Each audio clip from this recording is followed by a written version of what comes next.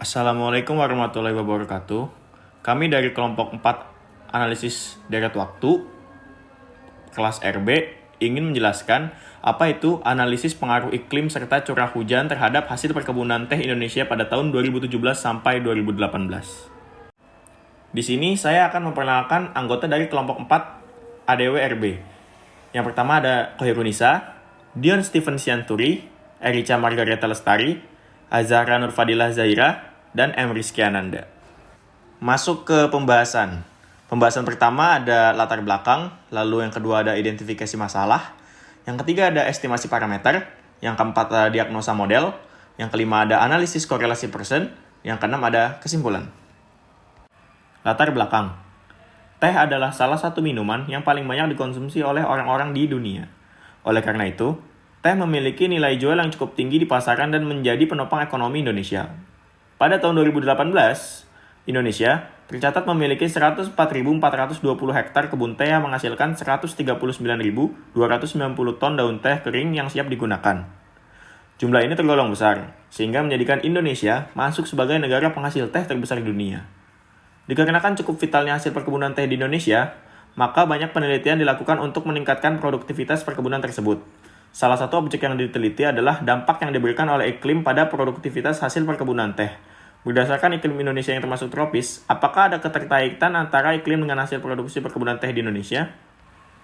Identifikasi masalah. Yang pertama ada menentukan model arima terbaik. Yang kedua ada memprediksi hasil perkebunan teh dalam beberapa waktu yang akan datang. Yang ketiga, menentukan keterkaitan antara iklim dan hasil produksi perkebunan teh. Berdasarkan data yang akan kami gunakan, dapat terlihat bahwa pada 2017 di bulan Januari terdapat 7,73 ton hasil perkebunan dengan curah hujan 211 mm. Pada bulan Februari dengan hasil perkebunan 7,28 ton dengan curah hujan 181 mm. Pada bulan Maret 7,14 ton dengan curah hujan 193. Pada bulan April 8,06 ton dengan curah hujan 315 mm. Pada bulan Mei diperoleh 8,08 ton dengan curah hujan 261 mm. Pada bulan Juni diperoleh 6,93 ton dengan curah hujan 362 mm. Pada bulan Juli terdapat 8,2 ton dengan curah hujan 104 mm. Pada bulan Agustus diperoleh 7,11 ton dengan curah hujan 144. Pada bulan September diperoleh 6,88 ton dengan curah hujan 183. Pada bulan Oktober diperoleh 7,77 ton dengan curah hujan 215. Pada bulan November diperoleh 8,29 ton dengan curah hujan 203 mm. Pada bulan Desember diperoleh 8,46 ton dengan curah hujan 184. Pada 2018 di bulan Januari terdapat 8,71 hasil perkebunan dengan curah hujan 247. Pada bulan Februari diperoleh 6,56 ton dengan curah hujan 125 mm. Pada bulan Maret 7,15 ton dengan curah hujan 234 mm. Pada bulan April diperoleh 8,22 ton dengan curah hujan 170 mm. Pada bulan Mei 7,71 ton dengan curah hujan 276 mm. Pada bulan Juli terdapat 6,4 ton dengan curah hujan 271 mm. Pada bulan Juli terdapat 7,65 ton dengan curah hujan 228 mm. Pada bulan Agustus terdapat 5,99 ton dengan curah hujan 75 mm. Pada bulan September diperoleh 6,78 ton dengan curah hujan 60 mm. Pada bulan Oktober diperoleh 8,12 ton dengan curah hujan 126 mm. Pada bulan November diperoleh 8,48 ton dengan curah hujan 310 mm. Pada bulan Desember diperoleh 8,25 ton dengan curah hujan 333 mm. Berdasarkan hasil plot, terlihat bahwasannya hasil produksi tanaman teh di Indonesia setiap bulannya tidak tentu. Hal ini terlihat dari plot yang naik dan turun. Dari data yang kita gunakan tadi, yakni data hasil perkebunan teh se-Indonesia tahun 2017 dan 2018, kita bisa mencari plot ACF dan PACF, yang mana plot ini nantinya akan kita gunakan sebagai dasar untuk mencari model ARIMA yang tepat untuk data ini. Nah, di layar sudah kita lihat bahwa ada dua plot, yaitu plot ACF yang nanti akan menggambarkan MA dan juga plot PACF yang nanti akan menggambarkan AR. Nah, kita lihat terlebih dahulu plot ACF. Di plot ACF ini, data di titik 1 atau leg 1 dan juga di titik 6 atau leg ke-6 itu memotong garis putus-putus sehingga dapat kita simpulkan bahwa MA-nya itu ada di titik 1 dan titik 6. Kemudian selanjutnya kita lihat plot kedua yaitu plot PACF. Nah, di sini ada 3 titik yang memotong garis yaitu titik 1, titik 2, dan titik 5. Jadi bisa kita lihat juga bahwa untuk AR-nya sendiri itu ada 3 titik yaitu 1, 2, dan 5. Nah, berdasarkan AR dan juga MA yang sudah kita dapatkan, juga data yang kita differencing 1 kali, maka dugaan model yang memungkinkan untuk data ini adalah IMA 11, IMA 16, ARI 11, ARI 21, ARI 51, ARIMA 111, ARIMA 211, ARIMA 511, ARIMA 116, ARIMA 216, dan juga yang terakhir ARIMA 516. Estimasi model dengan menggunakan conditional sum square atau disebut dengan CSS, digunakan rumus ARIMA dan rumus Chow test untuk menentukan kandidat model terbaik. Kandidat model terbaik memiliki nilai p-value yang lebih kecil daripada taraf signifikasi atau alpha. Setelah diestimasi, maka didapatkan model dengan p-value yakni ARIMA 1,1,1, ARIMA 2,1,1, ARIMA 5,1,1, ARIMA 1,1,6, ARIMA 2,1,6, ARIMA 5,1,6. Nah, di sini ada contoh time series plot residual. Time series plot residual itu selisih dari nilai yang udah kita prediksi sama nilai yang terjadi atau fakta. Nah, untuk gambarnya kita bisa baca grafiknya naik atau turun. Nah, kalau yang di kedua itu beda lagi. Dia bukan membaca naik atau turunnya. Kurang lebih seperti pada di gambar di bawah ini.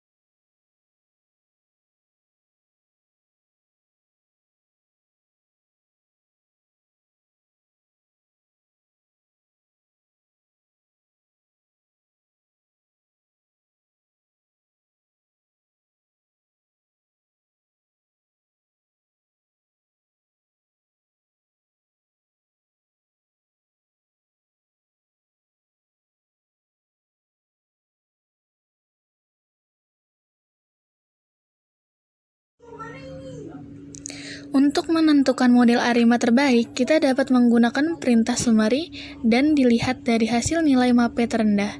Dari 10 model ARIMA tersebut, yang memiliki nilai terendah adalah Vitarma 6, model ARIMA 516.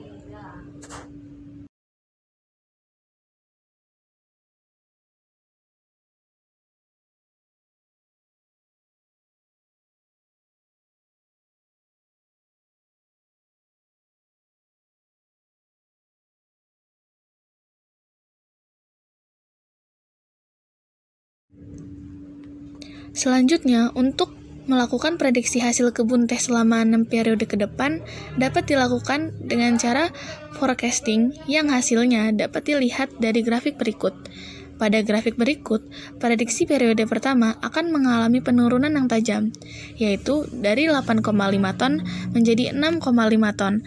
Selanjutnya, pada periode kedua akan mengalami sedikit kenaikan ke angka 7,5 ton, dan pada periode ketiga akan mengalami penurunan lagi ke 7,25 ton. Pada periode keempat akan mengalami kenaikan ke angka 8 ton, dan pada periode terakhir yaitu tetap di angka 7,75 ton.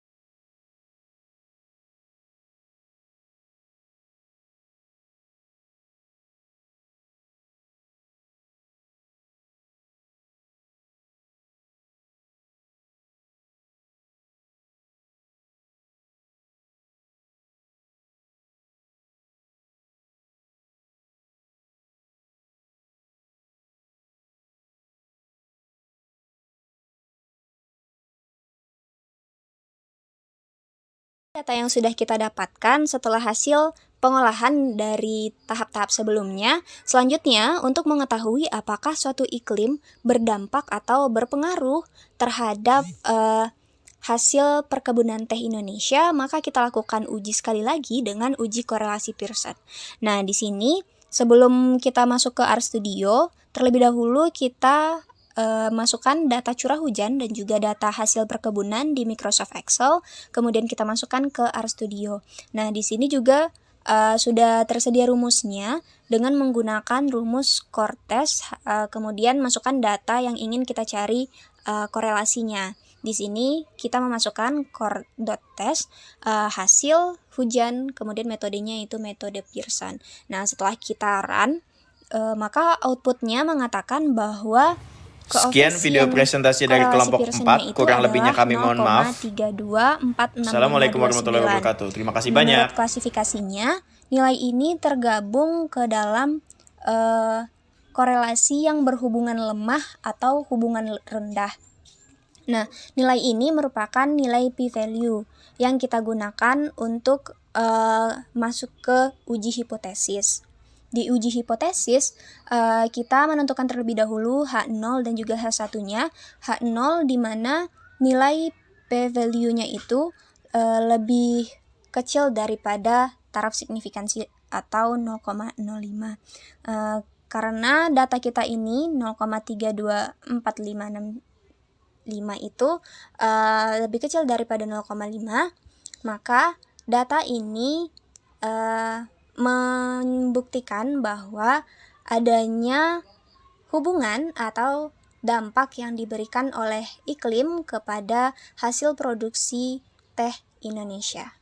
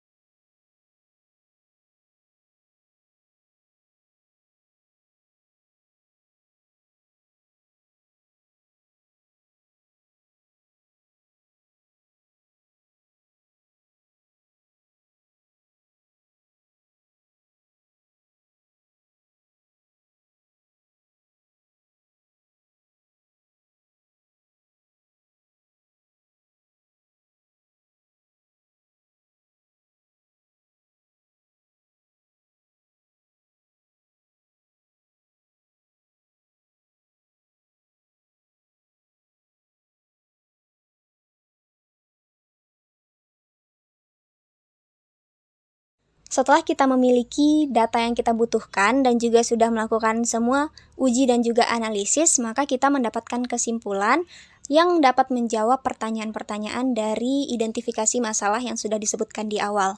Nah, untuk pertanyaan yang pertama, jadi model ARIMA yang paling cocok untuk data ini adalah model ARIMA 516. Kemudian untuk pertanyaan yang kedua, prediksi hasil pertanian untuk beberapa waktu ke depan adalah prediksi hasil perkebunan teh akan mengalami penurunan tajam dari yang awalnya 8,5 ton turun ke 6,25 ton. Kemudian dia akan naik lagi hingga 7,4 ton, tapi menurun sedikit lagi ke 7,25 ton. Setelah itu dia naik kembali ke angka 8 ton dan di akhir grafik kita melihat bahwa ternyata hasil perkebunannya itu juga menurun kembali di 7,75 ton.